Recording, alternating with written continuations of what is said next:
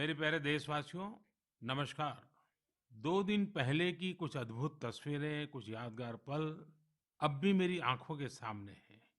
इसलिए इस बार मन की बात की शुरुआत उन्हीं पलों से करते हैं। टोक्यो ओलंपिक्स में भारतीय खिलाड़ियों को तिरंगा लेकर चलते देखकर मैं ही नहीं, पूरा देश रोमांचित हो उठा। पूरे देश ने जैसे एक होकर अपने इन योद्धाओं से कहा, विजय भव, विजयी भव। जब ये खिलाड़ी भारत से गए थे तो मुझे इनसे गपशप करने का, उनके बारे में जानने और देश को बताने का अवसर मिला था। ये खिलाड़ी जीवन की अनेक चुनौतियों को पार करते हुए यहाँ पहुंचे हैं। आज उनके पास आपके प्यार और सपोर्ट की ताकत है। इसलिए आइए मिलकर अपने सभी खिलाड़ियों को अपनी शुभकामनाएं, उनका हौसला बढ़ाएं। सोशल मीडिया पर ओलंपिक खिलाड़ियों के सपोर्ट के लिए हमारा विक्ट्री पंच कैंपेन अब शुरू हो चुका है। आप भी अपनी टीम के साथ अपना विक्ट्री पंच शेयर करिए, इंडिया के लिए चीयर करिए। साथियों, जो देश के लिए तिरंगा उठाता है उसके सम्मान में भावनाओं से भर जाना स्वाभाविक ही है। देशभक्ति की ये भावना हम सबको जोड़ती है। कल यानी 26 जुलाई को करगिल विजय दिवस भी है। करगिल का युद्ध भारत की सेनाओं के शौर्य और संयम का ऐसा प्रतीक है जिसे पूरी दुनिया ने देखा है। इस बार ये गौरवशाली दिवस भी अमृत महोत्सव के बीच में मनाया जाएगा, इसलिए ये और भी खास हो जाता है। मैं चाहूंगा कि आप करगिल की रोमांचित कर देने वाली गाथा जरूर पढ़ें। करगिल के वीरों को हम सब नमन करें। साथियों, इस बार 15 अगस्त को देश अपनी आजादी के 75वें साल में प्रवेश कर रहा है। ये हमारा बहुत बड़ा सौभाग्य है कि जिस आजादी के लिए देश ने सदियों का इंतजार किया, उसके 75 वर्ष होने के हम साक्षी बन रहे हैं। आपको याद होगा, आजादी के 75 साल मनाने के लिए 12 मार्च को बापू के साबरमती आश्रम से अमृत महोत्सव की शुरुआत हुई थी। इसी दिन बापू की दांडी यात्रा को भी पुनर्जीवित किया गया था। तब से जम्मू कश्मीर से लेकर पुडुचेरी तक, गुजरात से लेकर पूर्वोत्तर तक देश भर में अमृत महोत्सव से जुड़े कार्यक्रम चल रहे हैं। कई ऐसी घटनाएं, ऐसे स्वाधीनता सेनानी जिनका योगदान तो बहुत बड़ा है, लेकिन उतनी चर्चा नहीं हो पाई, आज लोग उनके बारे में भी जान पा रहे हैं। अब जैसे मोइरांग डे को ही लीजिए। मणिपुर का छोटा सा कस्बा मोइरांग कभी नेताजी सुभाष चंद्र बोस की इंडियन नेशनल आर्मी यानी आईएनए का एक प्रमुख ठिकाना था। यहाँ आजादी के पहले ही आईएनए के कर्नल शौकत मलिक जी ने झंडा फहराया था। अमृत महोत्सव के दौरान 14 अप्रैल को उसी मोइरांग में एक बार फिर तिरंगा फहराया गया। ऐसे कितने ही स्वाधीनता सेनानी और महापुरुष हैं जिन्हें अमृत महोत्सव में देश याद कर रहा है। सरकार और सामाजिक संगठनों की तरफ से भी लगातार इससे जुड़े कार्यक्रम आयोजित किए जा रहे हैं। ऐसा ही एक आयोजन इस बार 15 अगस्त को होने जा रहा है। ये एक प्रयास है राष्ट्रगान से जुड़ा हुआ। सांस्कृतिक मंत्रालय की कोशिश है कि इस दिन ज्यादा से ज्यादा भारतवासी मिलकर राष्ट्रगान गाएं।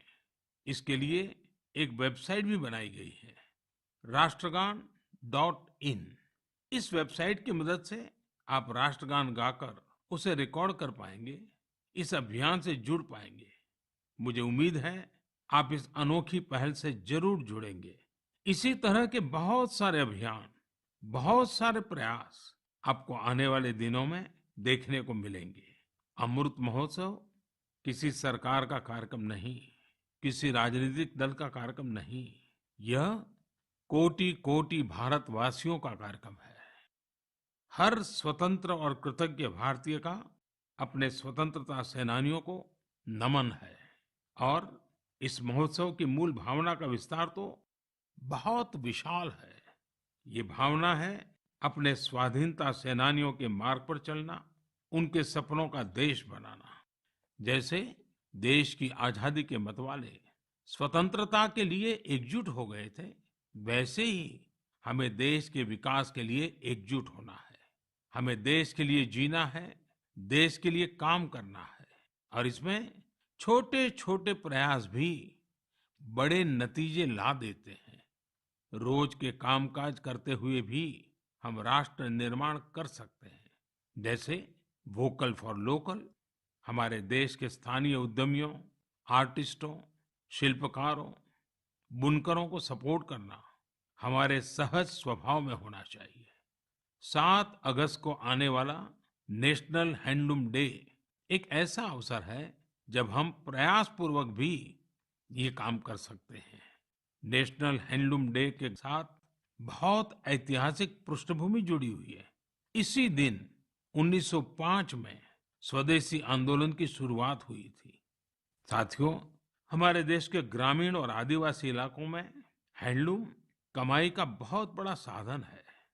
ये ऐसा क्षेत्र है जिससे लाखों महिलाएं, लाखों बुनकर, लाखों शिल्पी जुड़े हुए हैं। आपके छोटे छोटे प्रयास बुनकरों में एक नई उम्मीद जगाएंगे। आप स्वयं कुछ न कुछ खरीदें और अपनी बात दूसरों को भी बताएं। और जब हम आजादी के 75 साल मना रहे हैं, तब तो इतना करना हमारी जिम्मेवारी बनती ही है भाइयों। आपने देखा होगा, साल 2014 के बाद से ही मन की बात में हम अक्सर खादी की बात करते हैं। ये आपका ही प्रयास है कि आज देश में खादी की बिक्री कई गुना बढ़ गई है। क्या कोई सोच सकता था कि खादी के किसी स्टोर से एक दिन में 1 करोड़ रुपए से अधिक की बिक्री हो सकती है? लेकिन आपने ये भी कर दिखाया है। आप जब भी कहीं पर खादी का कुछ खरीदते हैं, तो इसका लाभ हमारे गरीब बुनकर भाइयों बहनों को ही होता है। इसलिए खादी खरीदना एक तरह से जन सेवा भी है, देश सेवा भी है। मेरा आपसे आग्रह है कि आप सभी मेरे प्यारे भाइयों बहनों, ग्रामीण इलाकों में बन रहे हैंडलूम प्रोडक्ट्स जरूर खरीदें और उसे hashtag my handloom my pride के साथ शेयर करें। साथियों, बात जब आजादी के आंदोलन और खादी की हो, तो पूज्य बापू का स्मरण होना स्वाभाविक है। जैसे बापू के नेतृत्व में भारत छोड़ो आंदोलन चला था, वैसे ही आज हर देशवासी को भारत जोड़ो आंदोलन का नेतृत्व करना है। ये हमारा कर्तव्य है कि हम अपना काम ऐसे करें जो विविधताओं से हमारे भारत को जोड़ने में मददगार हो। तो आइए हम अमृत महोत्सव को ये अमृत संकल्प लें कि देश ही हमारी सबसे बड़ी आस्था, सबसे बड़ी प्राथमिकता बना रहेगा। नेशन फर्स्ट, ऑलवेज फर्स्ट के मंत्र के साथ ही हमें आगे बढ़ना है। मेरे प्यारे देशवासियों, आज मैं मन की बात सुन रहे मेरे युवा साथियों का विशेष आभार व्यक्त करना चाहता हूँ। अभी कुछ दिन पहले ही माय गॉव की ओर से मन की बात के श्रोताओं को लेकर एक स्टडी की गई थी। इस स्टडी में ये देखा गया कि मन की बात के लिए संदेश और सुझाव भेजने वालों में प्रमुखतः कौन लोग हैं। स्टडी के बाद ये जानकारी सामने आई कि संदेश और सुझाव भेजने वालों में से करीब करीब 75% लोग 35 वर्ष की आयु से कम के होते हैं। यानी भारत की युवा शक्ति के सुझाव मन की बात को दिशा दे रहे हैं। मैं इसे बहुत अच्छे संकेत के रूप में देखता हूँ। मन की बात एक ऐसा माध्यम है जहाँ सकारात्मकता है, संवेदनशीलता है। मन की बात में हम पॉजिटिव बातें करते हैं। इसका कैरेक्टर कलेक्टिव है। सकारात्मक विचारों और सुझावों के लिए भारत के युवाओं की ये सक्रियता मुझे आनंदित करती है। मुझे इस बात की भी खुशी है कि मन की बात के माध्यम से मुझे युवाओं के मन को भी जानने का अवसर मिलता है। साथियों, आप लोगों से मिले सुझाव ही मन की बात की असली ताकत है। आपके सुझाव ही मन की बात के माध्यम से भारत की विविधता को प्रकट करते हैं। भारतवासियों के सेवा और त्याग की खुशबू को चारों दिशाओं में फैलाते हैं। हमारे मेहनत कश युवाओं के इनोवेशन से सबको प्रेरित करते हैं। मन की बात में आप कई तरह के आइडियाज भेजते हैं। हम सभी पर तो चर्चा नहीं कर पाते, लेकिन उनमें से बहुत से आइडियाज को मैं संबंधित विभागों को जरूर भेजता हूं, ताकि उन पर आगे काम किया जा सके। साथियों, मैं आपको साई प्रणीत जी के प्रयासों के बारे में बताना चाहता हूँ। साई प्रणीत जी एक सॉफ्टवेयर इंजीनियर है, आंध्र प्रदेश के रहने वाले हैं। पिछले वर्ष उन्होंने देखा कि उनके यहाँ मौसम की मार की वजह से किसानों को काफी नुकसान उठाना पड़ा था। मौसम विज्ञान में उनकी दिलचस्पी बरसों से थी, इसलिए उन्होंने अपनी दिलचस्पी और अपने टैलेंट को किसानों की भलाई के लिए इस्तेमाल करने का फैसला किया। अब वे अलग-अलग डेटा सोर्सेज से वेदर डेटा खरीदते हैं, उसका विश्लेषण करते हैं और स्थानीय भाषा में अलग-अलग माध्यमों से किसानों के पास जरूरी जानकारी पहुंचाते हैं। वेदर अपडेट्स के अलावा प्रणीत जी अलग-अलग क्लाइमेट कंडीशंस में लोगों को क्या करना चाहिए, गाइडेंस भी देते हैं। खासकर बाढ़ से बचने के लिए या फिर तूफान या बिजली गिरने पर कैसे बचा जाए, इस बारे में भी वो लोगों को बताते हैं। साथियों, एक और इस नौजवान सॉफ्टवेयर इंजीनियर का ये प्रयास दिल को छूने वाला है, तो दूसरी ओर हमारे एक साथी के द्वारा किया जा रहा टेक्नोलॉजी का उपयोग भी आपको अचंभित कर देगा। ये साथी हैं ओडिशा के संबलपुर जिले के एक गांव में रहने वाले श्रीमान इसाक मुंडा जी। इसाक जी कभी एक दिहाड़ी मजदूर के रूप में काम करते थे, लेकिन अब वे एक इंटरनेट सेंसेशन बन गए हैं। अपने यूट्यूब चैनल से वो काफी रुपये कमा रहे हैं। वे अपने वीडियोस में स्थानीय व्यंजन, पारंपरिक खाना बनाने के तरीके, अपने गांव, अपनी लाइफस्टाइल, परिवार और खान पान की आदतों को प्रमुखता से दिखाते हैं। एक यूट्यूबर के रूप में उनकी यात्रा मार्च 2020 में शुरू हुई थी, जब उन्होंने ओडिशा के मशहूर स्थानीय व्यंजन पखाल से जुड़ा एक वीडियो पोस्ट किया था। तब से वे सैकड़ों वीडियो पोस्ट कर चुके हैं। उनका ये प्रयास कई कारणों से सबसे अलग है, खासकर इसलिए कि इससे शहरों में रहने वाले लोगों को वो जीवन शैली देखने का अवसर मिलता है जिसके बारे में वे बहुत कुछ नहीं जानते। इसाक मुंडा जी कल्चर और कुजिन दोनों को बराबर मिलाकर के सेलिब्रेट कर रहे हैं और हम सबको प्रेरणा भी दे रहे हैं। साथियों, जब हम टेक्नोलॉजी की चर्चा कर रहे हैं, तो मैं एक और इंटरेस्टिंग विषय की चर्चा करना चाहता हूँ। आपने हाल फिलहाल में पढ़ा होगा, देखा होगा कि आईआईटी मद्रास के एलुमनी द्वारा स्थापित एक स्टार्टअप ने एक 3D प्रिंटेड हाउस बनाया है। 3D प्रिंटिंग करके घर का निर्माण, आखिर ये हुआ कैसे? दरअसल इस स्टार्टअप ने सबसे पहले 3D प्रिंटर में एक 3 डाइमेंशनल डिजाइन को फीड किया और फिर एक विशेष प्रकार के कंक्रीट के माध्यम से लेयर बाय लेयर एक 3D स्ट्रक्चर फैब्रिकेट कर दिया। आपको यह जानकर खुशी होगी कि देश भर में इस प्रकार के कई प्रयोग हो रहे हैं। एक समय था जब छोटे छोटे कंस्ट्रक्शन के काम में भी वर्षों लग जाते थे, लेकिन आज टेक्नोलॉजी की वजह से भारत में स्थिति बदल रही है। कुछ समय पहले हमने दुनिया भर की ऐसी इनोवेटिव कंपनीज को आमंत्रित करने के लिए एक global housing technology challenge launch किया था। ये देश में अपनी तरह का अलग तरह का अनोखा प्रयास है, इसलिए हमने इन्हें लाइट हाउस प्रोजेक्ट्स का नाम दिया।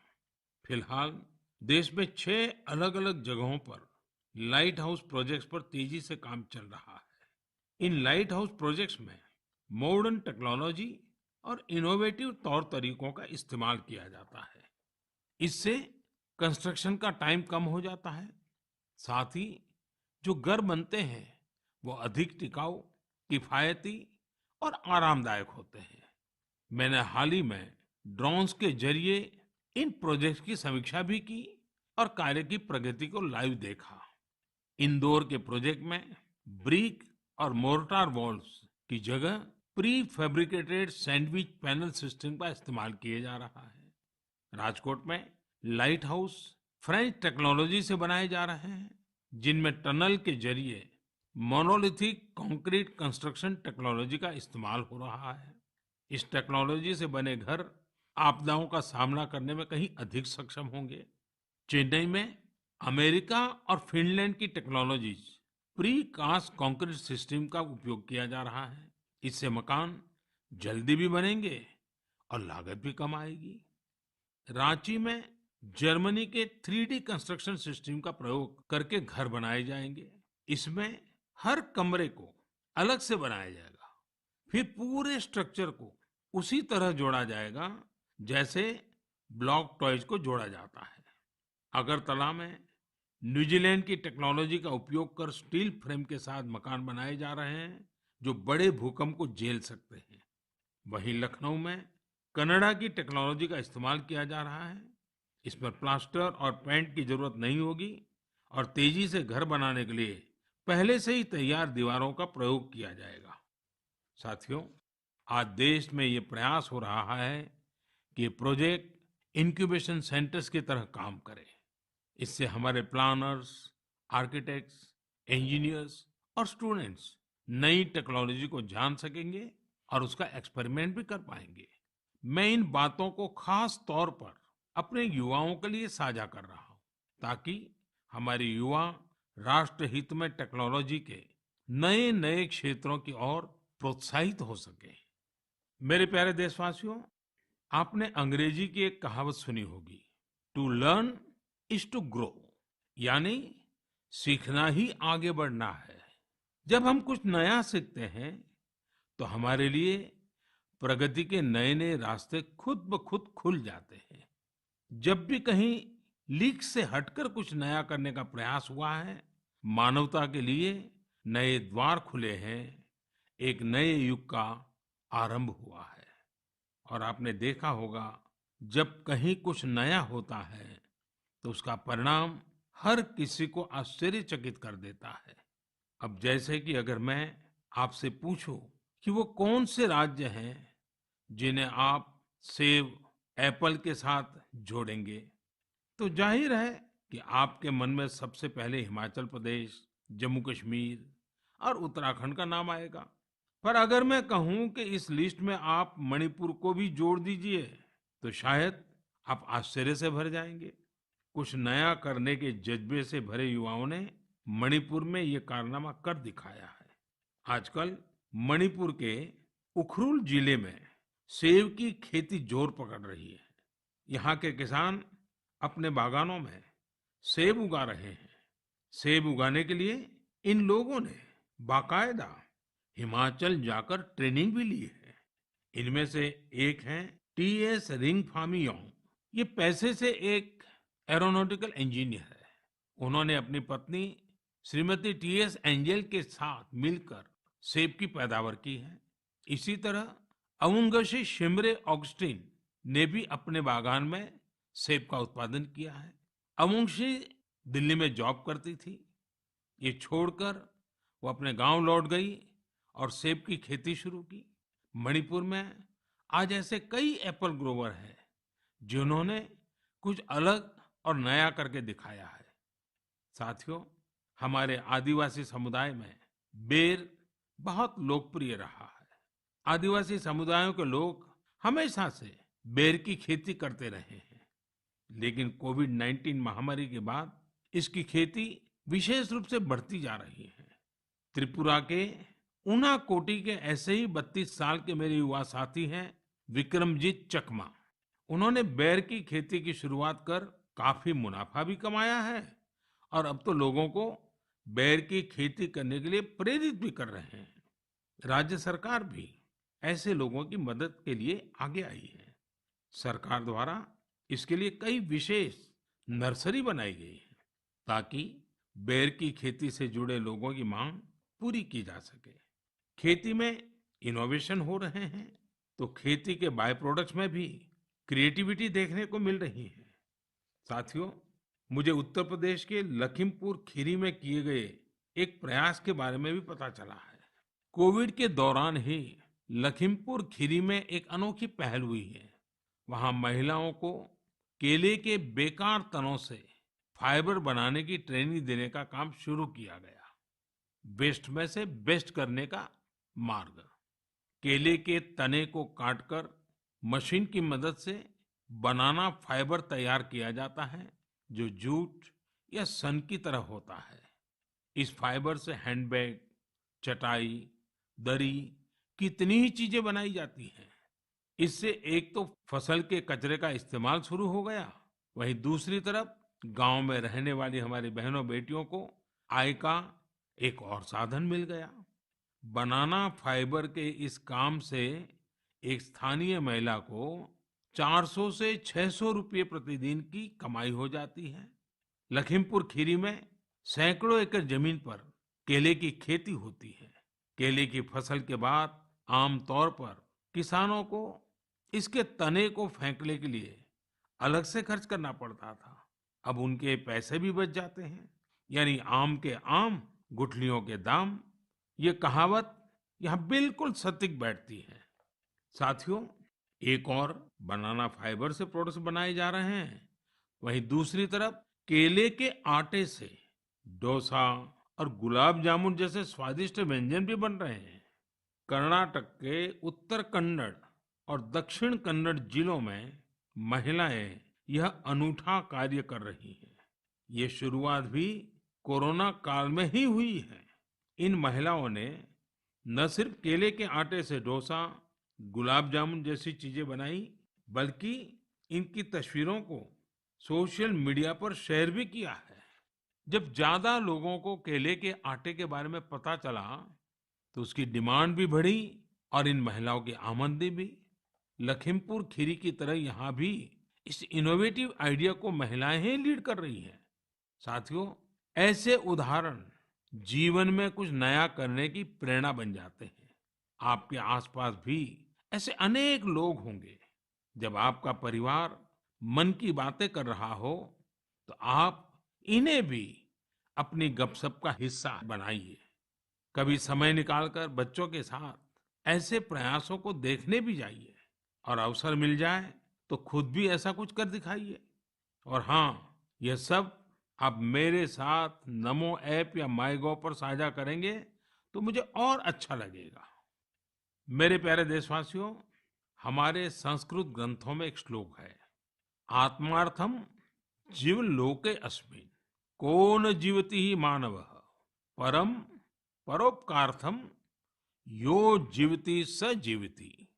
अर्थात अपने लिए तो संसार में हर कोई जीता है, लेकिन वास्तव में वही व्यक्ति जीता है जो परोपकार के लिए जीता है। भारत माँ के बेटे बेटियों के परोपकारिक प्रयासों की बातें, यही तो मन की बात है। आज भी ऐसे ही कुछ और साथियों के बारे में हम बात करते हैं। एक साथी चंडीगढ़ शहर के हैं। चंडीगढ़ में मैं भी कुछ वर्षों तक रह चुका हूँ। यह बहुत खुशमिजाज और खूबसूरत शहर है। यहाँ रहने वाले लोग भी दिलदार हैं। और हाँ, अगर आप खाने के शौकीन हो तो यहाँ आपको और आनंद आएगा। इसी चंडीगढ़ के सेक्टर 29 में संजय राणा जी फूड स्टॉल चलाते हैं और साइकिल पर छोले भटूरे बेचते हैं। एक दिन उनकी बेटी रिद्धिमा और भतीजी रिया एक आइडिया के साथ उनके पास आई। दोनों ने उनसे कोविड वैक्सीन लगवाने वालों को फ्री में छोले भटूरे खिलाने को कहा। वे इसके लिए खुशी खुशी तैयार हो गए। उन्होंने तुरंत ये अच्छा और नेक प्रयास शुरू भी कर दिया। संजय राणा जी के छोले भटूरे मुफ्त में खाने के लिए आपको दिखाने पड़ेगा कि आपने उसी दिन वैक्सीन लगवाई है। वैक्सीन का मैसेज दिखाते ही वे आपको स्वादिष्ट छोले भटूरे दे देंगे। कहते हैं, समाज की भलाई के काम के लिए पैसे से ज्यादा सेवा भाव, कर्तव्य भाव की ज्यादा आवश्यकता होती है। हमारे संजय भाई इसी को सही साबित कर रहे हैं। साथियों, ऐसे ही एक और काम की चर्चा आज करना चाहूंगा। ये काम हो रहा है तमिलनाडु के नीलगिरी में। वहां राधिका शास्त्री जी ने एम्बुरेक्स प्रोजेक्ट की शुरुआत की है।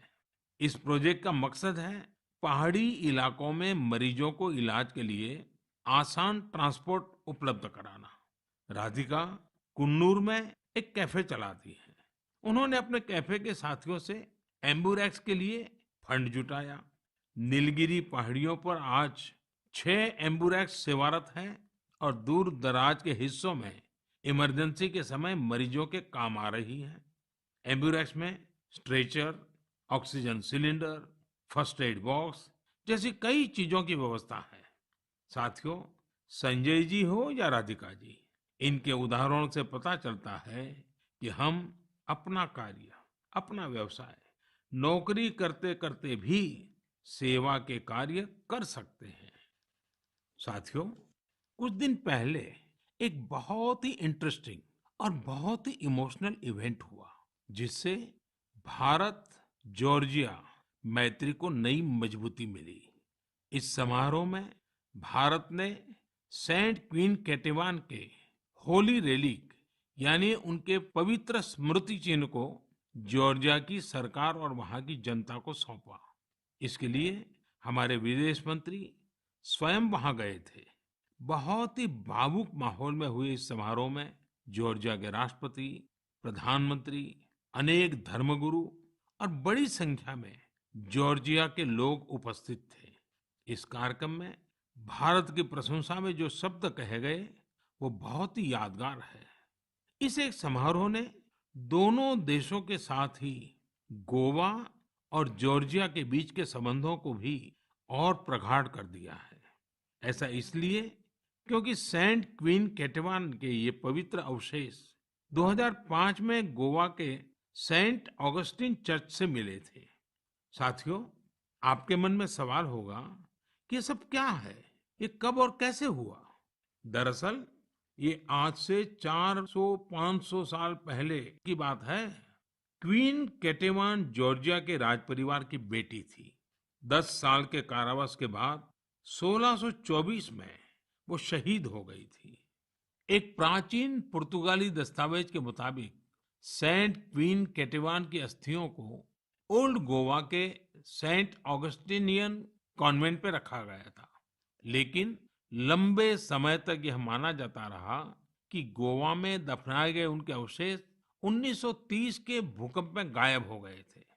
भारत सरकार और जॉर्जिया के इतिहासकारों, रिसर्चर्स, आर्कियोलॉजिस्ट और जॉर्जियन चर्च के दशकों के अथक प्रयासों के बाद 2005 में उन पवित्र अवशेषों को खोजने में सफलता मिली थी। यह विषय जॉर्जिया के लोगों के लिए बहुत ही भावनात्मक है। इसलिए उनके हिस्टोरिकल, रिलीजियस और स्पिरिचुअल सेंटिमेंट्स को ध्यान में रखते हुए भारत सरकार ने इन अवशेषों का एक अंश जॉर्जिया के लोगों को भेंट में देने का निर्णय लिया। भारत और जॉर्जिया के साझे इतिहास के इस अनूठे पक्ष को संजोए रखने के लिए मैं आज गोवा के लोगों को हृदय से धन्यवाद देना चाहूंगा। गोवा कई महान आध्यात्मिक धरोहरों की भूमि रही है। सेंट ऑगस्टिन चर्च यूनेस्को की world heritage site, churches and convents of Goa का एक हिस्सा है। मेरे प्यारे देशवासियों, जॉर्जिया से अब मैं आपको सीधे सिंगापुर लेकर चलता हूं, जहां इस महीने की शुरुआत में एक और गौरवशाली अवसर सामने आया। सिंगापुर के प्रधानमंत्री और मेरे मित्र ली सेन लुंग ने हाल ही में रिनोवेट किए गए सिलाट रोड गुरुद्वारा का उद्घाटन किया। उन्होंने पारंपरिक सिख पगड़ी भी पहनी थी। यह गुरुद्वारा लगभग 100 साल पहले बना था और यहाँ भाई महाराज सिंह को समर्पित एक स्मारक भी है। भाई महाराज सिंह जी ने भारत की स्वतंत्रता के लिए लड़ाई लड़ी थी और ये पल आजादी के 75 साल मना रहे हैं तब और अधिक प्रेरक बन जाता है। दो देशों के बीच पीपल टू पीपल कनेक्ट, उसे मजबूती ऐसी ही बातों, ऐसे ही प्रयासों से मिलती है। इनसे यह भी पता चलता है कि सौहार्दपूर्ण माहौल में रहने और एक दूसरे की संस्कृति को समझने का कितना महत्व है। मेरे प्यारे देशवासियों, आज मन की बात में हमने अनेक विषयों की चर्चा की। एक और विषय है जो मेरे दिल के बहुत करीब है। ये विषय है जल संरक्षण का। मेरा बचपन जहाँ गुजरा, वहाँ पानी की हमेशा से किल्लत रहती थी। हम लोग बारिश के लिए तरसते थे और इसलिए पानी की एक एक बूंद बचाना हमारे संस्कारों का हिस्सा रहा है।